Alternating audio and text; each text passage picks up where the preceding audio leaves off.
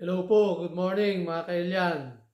Magandang umaga po sa ating lahat dyan. Sa lahat po ng inaabot nitong aking video. Sa aking mga kaibigan sa iba't ibang panig ng mundo na patuloy na sumusuporta sa aking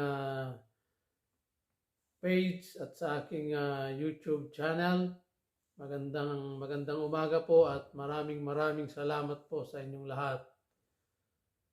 Ngayon ay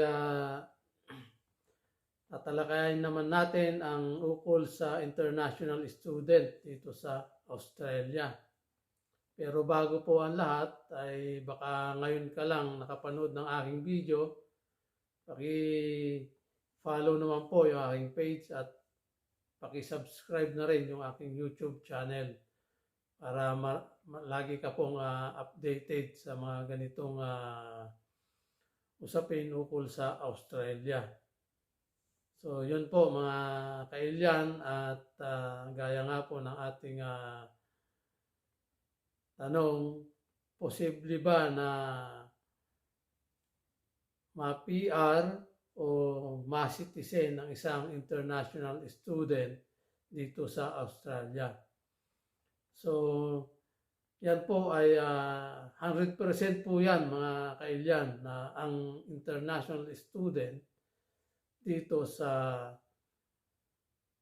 Australia ay posibleng ma-PR or maging citizen. Basta ma-meet niya yung requirements na hinihingi sa kanya ng Australian government o ng immigration. At ang importante sa lahat ay yung kurso na kinukuha mo rito ay mayroong pathway para ma-PR ka. O yung mga in-demand na course, yung mga kailangan dito sa Australia. Basta huwag ka lang lalabag sa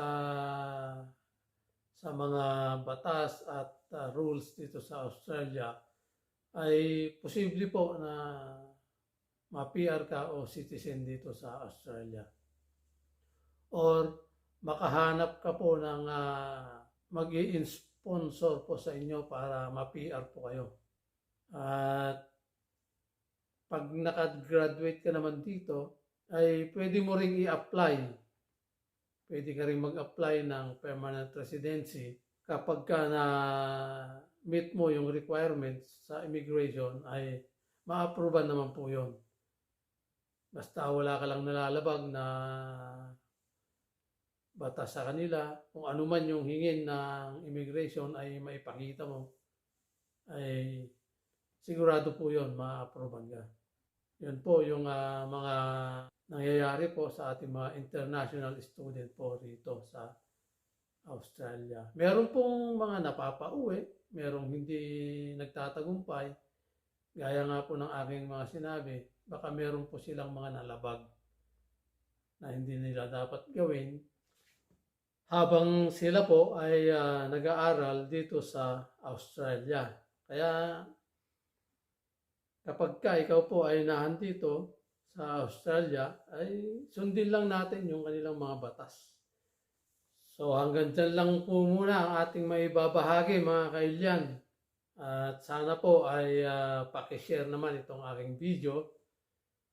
At patuloy po sana ninyo akong suportahan sa aking mga page at sa aking YouTube channel. Maraming salamat po at abangan nyo po yung mga susunod nating video.